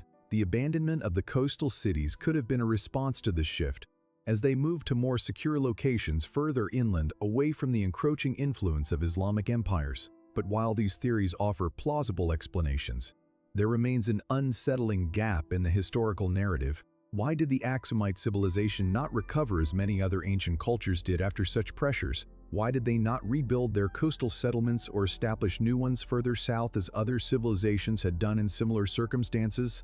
The suddenness and completeness of their disappearance suggests that there might have been other factors at work, factors that we have yet to fully understand. There are, of course, more speculative theories that delve into the realm of the unknown. Some have suggested that the collapse of the Axumite coastal settlements might be tied to a larger, more cosmic event, something beyond human control. Could it have been a catastrophic natural disaster that wiped out the region?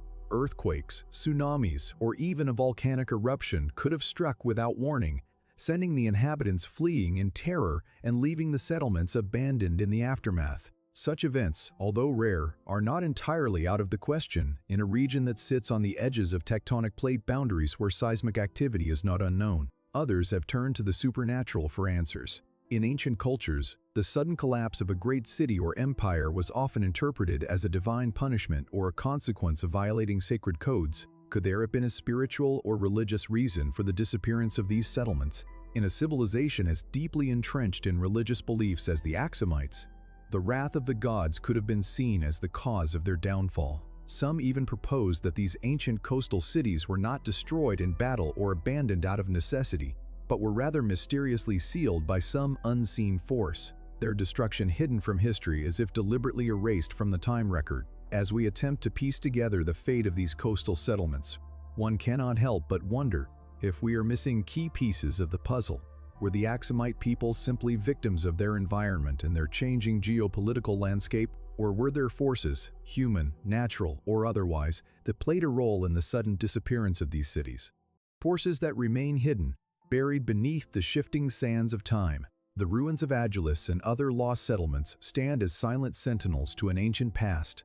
Their very existence and their eventual loss raise questions that may never be fully answered. How much do we truly know about the early Axumites, their coastlines, their cities, and their eventual fate? The mystery of these lost settlements lingers in the air like the quiet whispers of a time long gone, waiting for someone to listen, to uncover what lies hidden beneath the sands, and perhaps to reveal the truth behind one of the most fascinating and enigmatic disappearances in history. As we move further back into the ancient past, we encounter a peculiar and somewhat perplexing gap in the historical record. An entire Egyptian Nome, a district within the vast tapestry of ancient Egypt that seems to have disappeared from official accounts. For a civilization as meticulously organized and record-keeping as ancient Egypt, it is striking to find entire census records from a region completely absent. This anomaly is particularly unsettling when we consider the sheer importance of censuses to Egyptian society, which was built upon an intricate web of administration, taxation, and social organization. Imagine the Nile flowing languidly through its banks, the surrounding fertile land dotted with fields and villages. The life of ancient Egypt, particularly during the Middle Kingdom around 255 to 650 BC, thrived on a delicate balance of agricultural production, labor, and governance. The very backbone of this civilization lay in its ability to maintain detailed records. Tax assessments, population counts, agricultural yields, and military conscriptions were all systematically recorded. These censuses collected by royal officials were indispensable for the state to function effectively. They told pharaohs how many people were available to work, how much grain was produced, and which regions were prosperous and which were struggling. Yet, within the carefully catalogued landscape of Egypt's administrative records, there exists an enigma. One nome which once thrived along the banks of the Nile has left behind no trace in the ancient census archives. This nome, whose name has become synonymous with mystery, is known to historians by its geographic location. Yet its people, their professions, their lives, and their relationship to the kingdom are absent from the official documentation. The mystery centers on the nome of Thinis, a region of Upper Egypt that was once home to the earliest dynastic rulers. Thinis was the cradle of Egypt's first pharaohs, where the unification of Upper and Lower Egypt is said to have taken place. Yet, despite its historical significance, the census records that would have described the region's population, economy, and political structure are mysteriously missing as if erased from the pages of time. It is not as though we lack evidence that Thinis existed. Archaeological excavations at Abydos, its ceremonial capital, have revealed monumental structures, royal tombs, and ancient temples. Artifacts of daily life, tools, pottery, and inscriptions have been unearthed, revealing a vibrant, well-developed society that predates the more famous and well-documented periods of the New Kingdom. Thinis was undoubtedly a powerful and influential area deeply connected to the spiritual heart of Egypt. Yet its absence from the recording system is baffling. Historians have long debated the reasons for this curious omission. The most straightforward explanation suggests that the records were simply lost, perhaps through natural disasters, fires, or the ravages of time. Ancient papyrus scrolls, which were used to maintain these important documents, were highly susceptible to deterioration. Entire libraries of knowledge have been lost to history for similar reasons. Perhaps the censuses of Thinis were never preserved, or have since rotted away, leaving us with only partial traces of a once vibrant region. Yet the absence of the fine records doesn't seem to fit neatly within this explanation. Egypt's record-keeping was extensive, spanning many centuries and dynasties, and it would be highly unusual for an entire nome to disappear from official censuses without a trace. Furthermore, the Egyptian state was particularly diligent in ensuring that even remote regions were accounted for given their reliance on taxes, agricultural production, and conscripted labor. Could it be possible that the omission was deliberate? Some scholars have proposed a more political theory, one that suggests the disappearance of the Thinis census records was not an oversight, but a conscious act of historical erasure. This theory is based on the idea that Thinis, once the powerful center of the First Dynasty, may have become politically undesirable, or even a rival to later pharaohs. If this theory holds, we might be looking at an intentional attempt to obscure the importance of Thinis in Egypt's formative years, perhaps due to political shifts or internal power struggles. If Thinis's legacy threatened the legitimacy of a new ruling family, wiping out its records could have been an effective way to diminish its influence in the eyes of future generations. But what might have prompted such an erasure? Was there a reason that Thinis, a region with such historical significance, needed to be hidden from view? Could it have been a rivalry with later pharaohs who were eager to distance themselves from their predecessors? Or was there something about the people of Thinis themselves, perhaps their religious practices or political alignments, that made their history inconvenient for later rulers? Some fringe theories offer even more speculative answers. Could the missing census records of Thinis be linked to something beyond human politics? Some have wondered if there was a more supernatural reason for their disappearance. Ancient Egypt, with its deep connections to the divine and the afterlife, often saw political events as being entwined with the will of the gods. Could the erasure of Thinis be the result of a divine intervention or punishment? Perhaps the people of Thinis, having enjoyed such power in Egypt's early days, had drawn the eyesore of the gods, and their legacy was deliberately obscured to prevent their continued influence on the kingdom. While this theory is speculative at best, it reflects the deep-rooted belief in ancient Egypt that divine forces were often at play in the fate of individuals and entire cities. More plausibly, the erasure could have been the result of a dynasty's effort to rewrite Egypt's history for their own benefit. Historical records were incredibly valuable in legitimizing the rule of pharaohs, and it's possible that some rulers sought to change the narrative of Egypt's founding, an act not uncommon in the ancient world. As we dig deeper into the enigma of the missing census records of Thinis, we are left with more questions than answers. Was the absence of these records the result of simple neglect, or was there a purposeful attempt to obscure the truth of Thinis's importance in Egyptian history? If these records were deliberately erased, what was the motive behind it? And most intriguingly, what might we learn if these lost documents were ever uncovered? For now, the mystery remains unsolved, and the shadow of Thinis continues to linger over the history of Egypt. Perhaps the sands of time have buried the answers we seek, or perhaps they are still waiting to be uncovered, hidden in a forgotten corner of the ancient world. Only time will tell. As we journey deeper into the rich and ancient world of Indian mythology and history, we come across a strange and perplexing creature, a being that seems to straddle the boundary between the human and the animal. The creature appears in ancient texts, particularly in the Mahabharata and the Vedas, and its descriptions have left scholars and historians alike scratching their heads for centuries. Known as the man-faced animal, this enigmatic entity presents a puzzle that is yet to be solved. Imagine yourself in the dense, verdant forests of ancient India. The air is thick with the scent of damp earth and the sound of distant rustling leaves. In the midst of this jungle, ancient sages or rishis sat in quiet contemplation, their minds attuned to the mysteries of the world. The stories they recorded, passed down for generations, are filled with creatures, gods, and beings that seem to defy the laws of nature. Among these stories is one of a being unlike any other, a creature with the body of an animal, yet with the face of a man, described in texts that are over 2,000 years old. This man-faced animal has intrigued scholars and mythologists for generations. The most prominent reference to this strange creature appears in the Mahabharata, one of the two major Sanskrit epics of ancient India. In this text, there is mention of a being that possesses both human and animal features. Its body resembles that of a beast, but its face is unmistakably human. The creature's role in the epic is often vague. Yet, it is depicted as possessing an eerie presence, sometimes linked to the divine, sometimes to forces of chaos.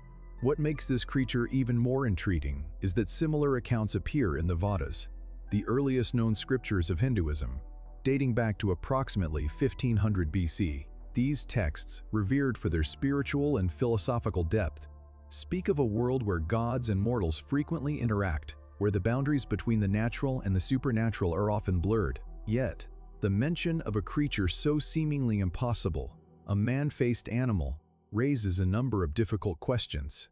Is it merely symbolic, a metaphor for some deeper truth? Or is there some kernel of reality hidden beneath this myth? The idea of human-animal hybrids is not entirely unique to Indian mythology. Cultures across the world, from ancient Egypt to the Americas, have legends of creatures that combine human and animal features, often possessing great power or other worldly abilities. But the man-faced animal of India stands apart due to its specific description and its ambiguous role within the sacred texts. Was it a god, a demon, or something in between? For many years, scholars have suggested that the creature is symbolic in nature, perhaps a representation of the duality between civilization and nature. In ancient Indian philosophy, there was a deep understanding of the tension between the wild and the civilized. The Vedas and Mahabharata often depict gods and sages who live in a world that is in constant balance between order and chaos. The man-faced animal, then, could be a physical manifestation of that balance, embodying the liminal space where human and animal worlds meet. Such creatures may have been used to communicate the complex ideas of spirituality, the need for harmony, or the dangers of imbalance. Others have speculated that the creature is an allegory for human evolution itself. The ancient texts, with their intricate symbolism, may have been using the image of a man-faced animal to represent the transition from animalistic instincts to human consciousness. This theory posits that early human societies grappling with the complexities of self-awareness might have invoked such creatures to reflect their understanding of humanity's place in the natural world. But these explanations, while compelling, do not fully account for the detailed descriptions found in the texts.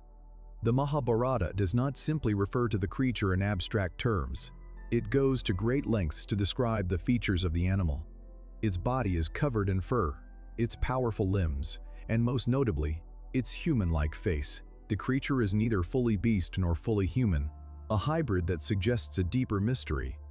What was the ancient author trying to convey with this imagery? Was this creature merely symbolic, or did it represent something more concrete, something that may have existed in the distant past? Some have pointed to the possibility that the man-faced animal was an early attempt to describe encounters with real creatures that were unfamiliar to ancient peoples, perhaps an animal species that no longer exists, or one whose features seemed so extraordinary to the people of that time that they could not make sense of it. In this light, the man-faced nature of the creature might not be purely symbolic, but an actual description of an animal that lived in the ancient world and was later mythologized by the people who encountered it. There are other more fringe theories that stretch the imagination even further. Could the man-faced animal be an extraterrestrial being described in a way that ancient people could only comprehend through the lens of their own culture? In this theory, proponents argue that the being could have been an alien visitor, an entity whose form was so bizarre and unrecognizable that it was recorded as a hybrid of man and beast. This idea, of course, is highly speculative, and it requires us to consider ancient texts not as reflections of myth, but as historical documents describing real events. Then there is the most intriguing, albeit at least explored possibility, that the man-faced animal was a figure tied to religious or esoteric rituals. The blending of human and animal forms in religious iconography has long been a feature of many cultures. In India, deities with animal attributes are common, from the elephant-headed Ganesha to the lion-faced Narasimha. Could the man-faced animal have been a divine messenger, a protector, or even a harbinger of important spiritual teachings representing both human potential and untamed nature? The texts do not make this connection explicitly, but the ambiguity leaves room for speculation. Despite the many theories, one thing remains certain. The mystery of the man-faced animal continues to captivate the imagination. Was it a mythological creature, a product of ancient spiritual thought, a metaphor for human evolution, or the tension between the wild and the civilized? Or perhaps somewhere in the deep recesses of ancient India, there exists a forgotten history, one where man and animal truly met in the form of a creature whose legacy still lingers in the pages of sacred texts. As with many of the world's most enduring mysteries, the truth remains elusive. The Mahabharata and Vedas provide tantalizing glimpses into a world that defies our modern understanding. Perhaps like so many other ancient stories, the man-faced animal is meant to be a puzzle, one that we may never solve, but that continues to invite us to ask the question, what else might be hidden, waiting to be uncovered in the shadows of ancient myth? As we continue our journey through history's strangest and most enigmatic stories, we turn our attention to it. A forgotten city perched high on the cliffs of southern Arabia, a city built into the very rock so meticulously crafted yet so utterly abandoned. The sheer scale of the location is staggering. Its towering structures rise out of the desert landscape like silent sentinels, bearing witness to a time long past. This is the abandoned cliff city of Karat Alfo, a place where ancient civilizations once thrived, but where, for reasons that remain unclear, life suddenly ceased. To approach Karat Alfo is to enter a world suspended between myth and reality. The city, whose existence was lost to history for centuries, is located in the harsh, arid mountains of southern Saudi Arabia. The cliffs here are not just natural formations, but monumental feats of engineering. Walls of stone that rise dramatically from the surrounding desert floor. From a distance, the site looks like a mirage, a place out of reach, caught between the earth and the heavens. As you step closer, the raw beauty of the city becomes apparent. The intricate architecture carved directly into the cliff faces speaks of a highly advanced civilization, one that knew how to mold the rock to their will, transforming it into homes, public spaces, and temples. Broad terraces overlook the desert expanse below, where the wind still howls through the narrow passages of ancient stone pathways. The remnants of walls, gates, and inscriptions adorn the rocks, hinting at a once thriving city that was perhaps far more significant than the world remembers today. Historical accounts suggest that Karat Alfo was once a key settlement along the ancient trade routes that connected the Arabian Peninsula with the civilizations of Mesopotamia and the Levant. These routes were vital for the exchange of goods such as frankincense, myrrh, and other exotic spices, making cities like Karat Alfo essential hubs in a vast interconnected network of commerce and culture. The city's strategic location would have made it a crucial crossroads for traders, scholars, and religious pilgrims. Yet, despite the city's importance, Karat Alfo was abandoned by the time the first travelers from the Mediterranean arrived in the region in the early centuries of the Common Era. The exact reason for this sudden disappearance has long puzzled historians and archaeologists. The absence of written records from the time makes it difficult to determine whether the city's fall was caused by warfare, natural disaster, or some other more mysterious factor. The first signs of the city's abandonment are eerily clear in the archaeological remains. The city's grand structures, temples, and marketplaces were left behind, frozen in time as if the inhabitants had vanished in the middle of daily life. No evidence of any large-scale conflict or destruction has been found. No signs of burning or large-scale combat. There are no mass graves or evidence of violent death, which makes the silence of the city all the more unsettling. One theory suggests that Karat Alfo fell victim to a natural disaster. The region is prone to droughts, and there is speculation that a prolonged dry spell may have led to the collapse of the agricultural systems that sustained the city. However, the absence of water sources or any sign of catastrophic flooding or desertification casts doubt on this theory. Moreover, the inhabitants of Alpha would have likely been prepared for such a challenge, as ancient civilizations in the Arabian Peninsula were adept at adapting to harsh environments. They had built elaborate systems of water storage, wells, and irrigation, allowing them to survive in the desert for centuries. Others suggest that the city's abandonment might have been linked to a shift in regional trade routes. As the importance of the incense trade began to wane, new trade routes may have bypassed Alpha, causing economic decline. The city's once vibrant markets and trading centers may have fallen silent, with its people forced to leave in search of better prospects. Yet the question remains, why did this shift in trade cause such an abrupt departure? Why were the inhabitants not able to adapt as they had done for so long? As intriguing as these more conventional explanations are, there are theories that push the boundaries of what we know about ancient civilizations, introducing elements of myth and the supernatural. Could the city's abandonment have been tied to a religious or spiritual event? There are local legends that speak of the disappearing people, a group that vanished overnight after a divine sign or omen was received. According to these stories, the city's priests or elders foresaw a catastrophe and led the people away, abandoning the city in the face of an impending doom. These legends suggest that the city's abandonment was not just a practical decision based on economic or environmental factors, but perhaps a conscious choice made in response to divine will. It's also worth considering the possibility of a more esoteric explanation. Ancient civilizations, particularly those in the Arabian Peninsula, had deep spiritual connections with the land, the stars, and the unseen forces that they believed governed the world. Alpha may have been a place of great religious significance, and its abandonment might have been connected to a spiritual shift or transformation that was not tied to physical or material causes. Could it have been that the people of the city received a message from the gods, or perhaps a sign from the stars that they interpreted as an order to leave their homes and their city behind? It's a theory that cannot be easily dismissed, especially in a region where religious beliefs and celestial phenomena were intricately woven into daily life. Another speculative theory revolves around the mysterious disappearance of ancient civilizations in the Arabian Peninsula. We know that the region was home to several advanced cultures that suddenly disappeared without a trace. Could Alpha have been a part of this broader pattern? The desert may hold secrets to a lost history, one that has been buried by time and shifting sands. As we stand before the cliffs of Alpha, it becomes clear that we may never fully understand what happened here. The grand city, now silent and abandoned, stands as a reminder of the mysteries that still remain hidden beneath the earth. Was it the forces of nature that led to its downfall, or was it something more? Was it the end of a once thriving civilization, or a deliberate spiritual departure from a place of power and knowledge? For now, the answers lie buried in the sand, waiting for the curious to uncover them. And so, as the wind whispers through the empty streets and the sun sets over the distant mountains, we're left to ponder what truly happened to the people of Alpha and what other mysteries lie hidden in the arid deserts of Arabia waiting to be unearthed.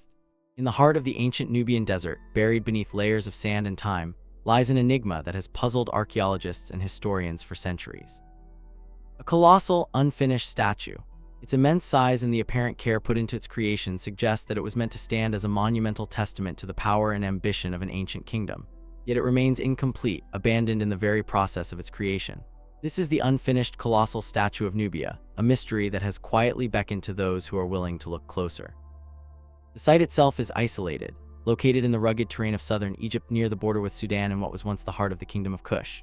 The statue's remains are situated in an area known as Jebel Beryl, a place of deep historical and spiritual significance. Jebel Beryl, with its towering cliffs and isolated grandeur, was once a center of worship where the ancient Nubian rulers honored their gods, particularly Amun, the god of the sun. The very mountains themselves were thought to be sacred, and the royal cemetery, just a short distance away from the unfinished statue, was the burial ground of powerful kings and queens.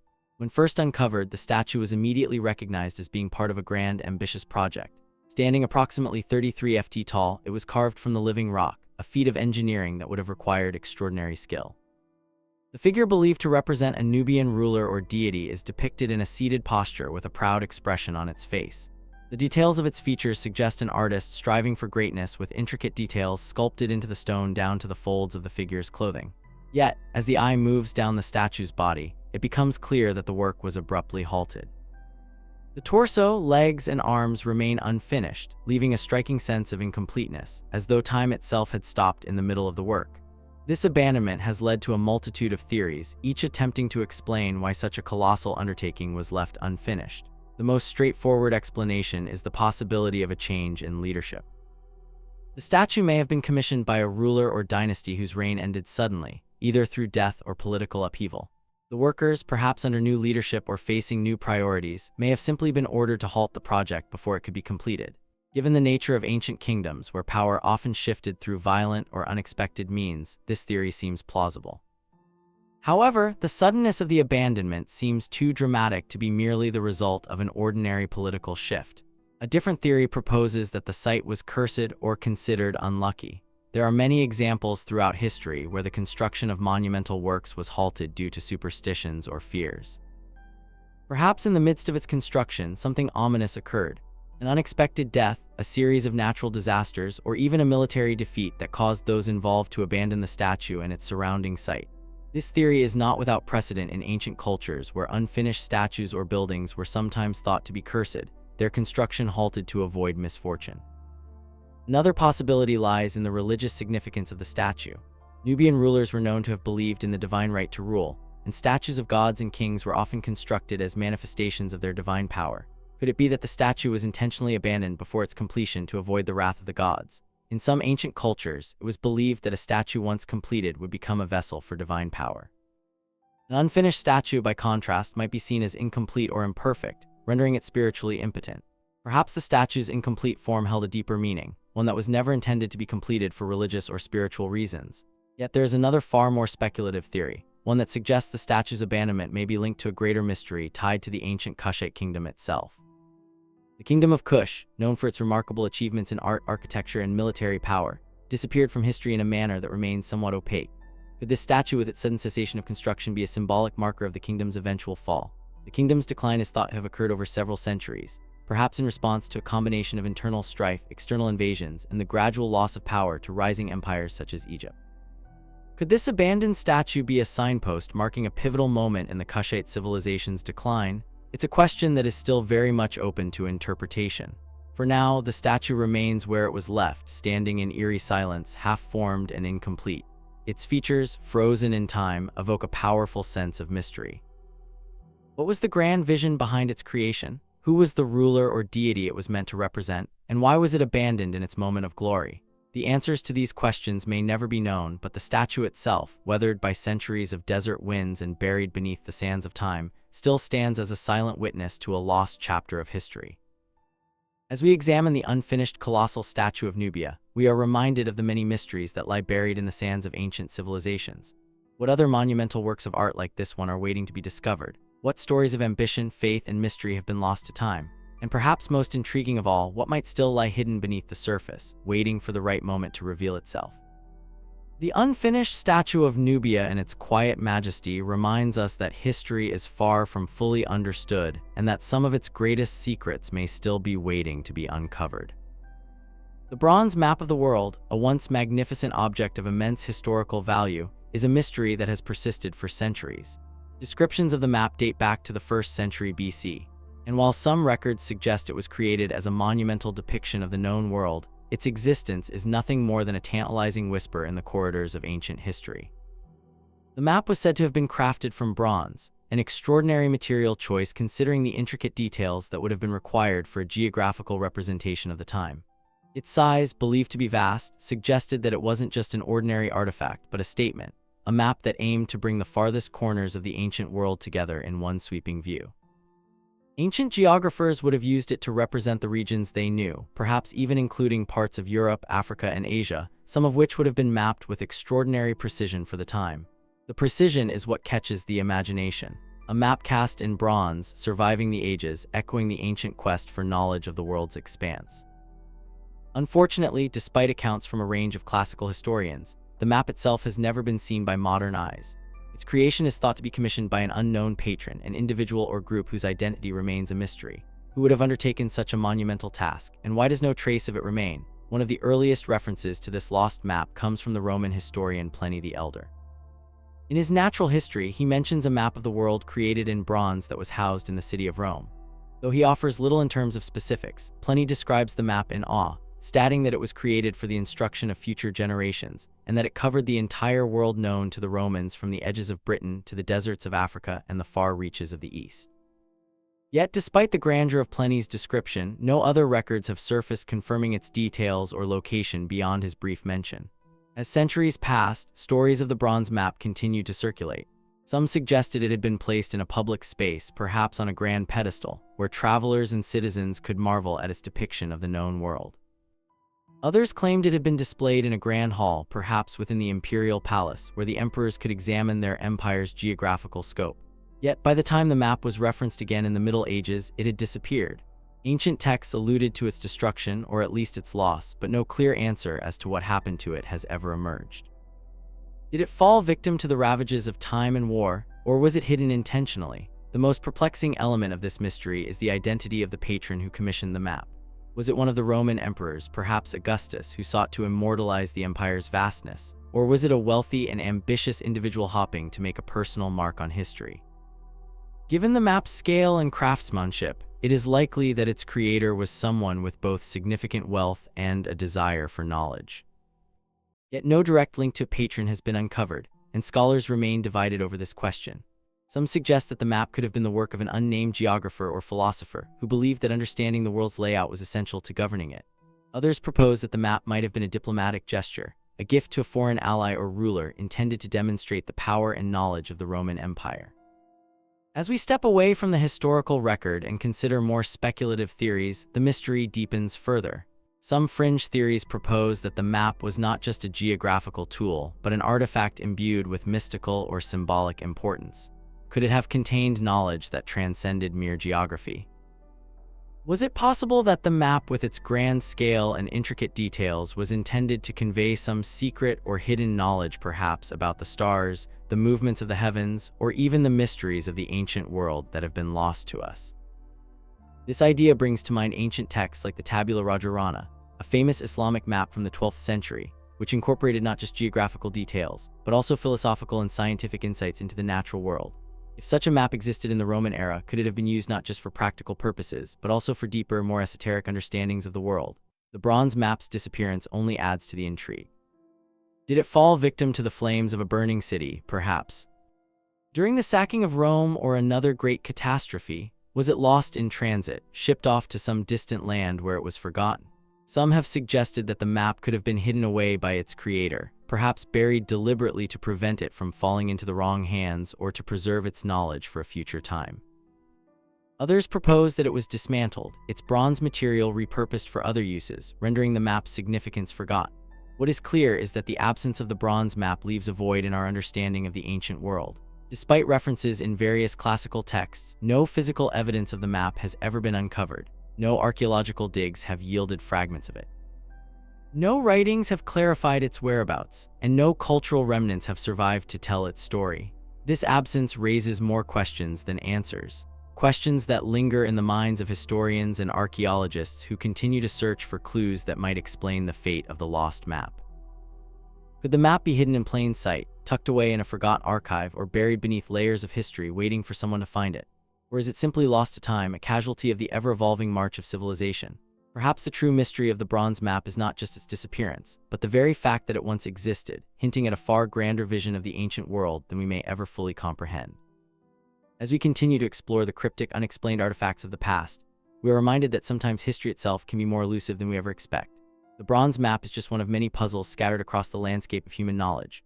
What else might be waiting, still hidden, still unexplained in the shadows of our history? In the fertile plains of ancient Gaul, beneath the shadow of the rugged hills and amidst the rolling forests, once lived a tribe known as the Veneti. This minor gimmick tribe, though not as famous as the fierce warriors of the Arvari or the Suani, had a reputation for their intricate coastal trade routes and their strongholds near the coast of what is now modern-day Brittany in France. Yet, despite their role in the fabric of ancient Gaul, the Veneti vanished almost overnight, a disappearance so sudden and complete that it has puzzled historians for centuries. Unlike many tribes that have faded into obscurity due to the ravages of war or the expansion of a more powerful enemy, the fall of the Veneti was eerily quiet. There are no written records from the time suggesting a major conflict or even a significant internal struggle. The tribe, which had maintained a fairly visible presence along the northern coastline, simply ceased to exist. In its place, silence. No bloody battles, no betrayals or massacres, just an abrupt absence. Their disappearance is not mentioned in any major conflict or historical account, and even the most significant battles involving the Romans or the Germanic tribes make no reference to the entity in any notable context. This absence of documentation is part of what makes their extinction so intriguing. If they were simply overtaken by larger, more aggressive forces, why is there no record of it? If they had suffered a devastating plague, why is it not chronicled in the surviving texts of the era? To piece together the mystery of the Veneti, we must first look at their peak. The tribe was known for its strategic location along the coast of ancient Gaul, engaging in maritime trade and possibly controlling vital sea routes that connected Gaul to the broader Mediterranean world. Their ships, highly regarded for their craftsmanship, allowed them to interact with traders from distant lands, including the Celts of Britain and even the Mediterranean civilizations like the Greeks and Romans. The Veneti were skilled navigators and traders. Their coastal strongholds, built on high cliffs and rugged terrain, offered both protection and dominance over the surrounding waters. It is said that they were particularly adept at managing the treacherous tides of the Atlantic coast. But after a period of relative prosperity and stability, something changed. They suddenly vanished from the historical record, leaving no obvious trace of their fate. What makes this disappearance even more puzzling is the relatively close timing of their disappearance to Julius Caesar's campaigns in Gaul. The famous Veneti naval battle in 56 BC, which saw the tribe clash with Caesar's forces, could be the moment when the tribe's history would have turned a decisive page. In this skirmish, Caesar's legions, mounted on ships and aided by their Roman superior tactics, defeated the Veneti fleet in a remarkable battle, securing Roman control over the region. However, after this battle, no further historical accounts indicate the tribe's final downfall. The Veneti seemed to dissolve from existence without a trace. So, what happened to them after the Romans took control? Some historians argue that the Veneti were simply assimilated into the growing Roman Empire. With their military defeat and the establishment of Roman dominance over the region, it might have seemed logical for them to be absorbed into the broader Roman societal framework. Their distinct identity, however, appears to have vanished far too completely for mere cultural assimilation. If the Veneti had been absorbed, would there not have been remnants of their language, customs, or material culture left behind? Artifacts of their seafaring life, perhaps. This is where the mystery deepens. There are no surviving records of the Veneti being absorbed into any larger tribal confederation, nor is there evidence suggesting that their territory was taken over by another tribe or civilization. In fact, many regions that were once under the Veneti's control show no signs of battle or forced displacement, only gradual abandonment. It's as though the people simply left without leaving any marks of violent destruction, retreat, or surrender. Could the Veneti have fled their homeland entirely, seeking refuge elsewhere? But where would they have gone? And why would such a sudden migration leave no trace? Or was there something far more catastrophic at play? Some speculative theories suggest that the disappearance of the Veneti may have been tied to environmental changes or a disaster, though this theory is not widely accepted. Could the tribe have fallen victim to a sudden and overwhelming change in climate or natural disaster that made their homeland untenable? The northern coastal regions of Gaul are known to have been prone to storms and sudden shifts in weather patterns, but there's no direct evidence to support such a theory.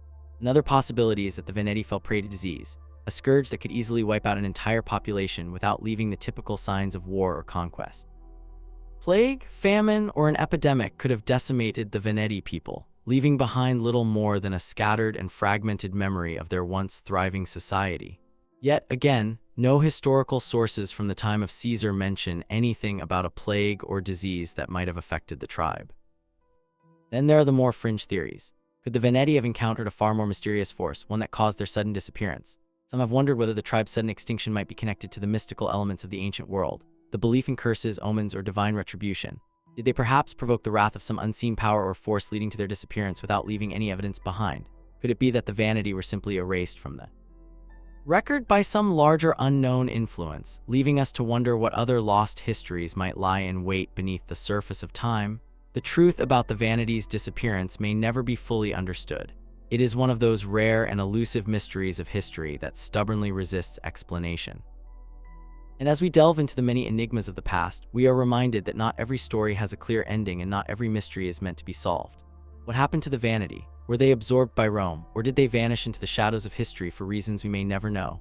Whatever the answer, the Veneti remain a powerful reminder of how much of our past is still hidden from us, waiting to be uncovered. Or perhaps waiting to remain a mystery forever.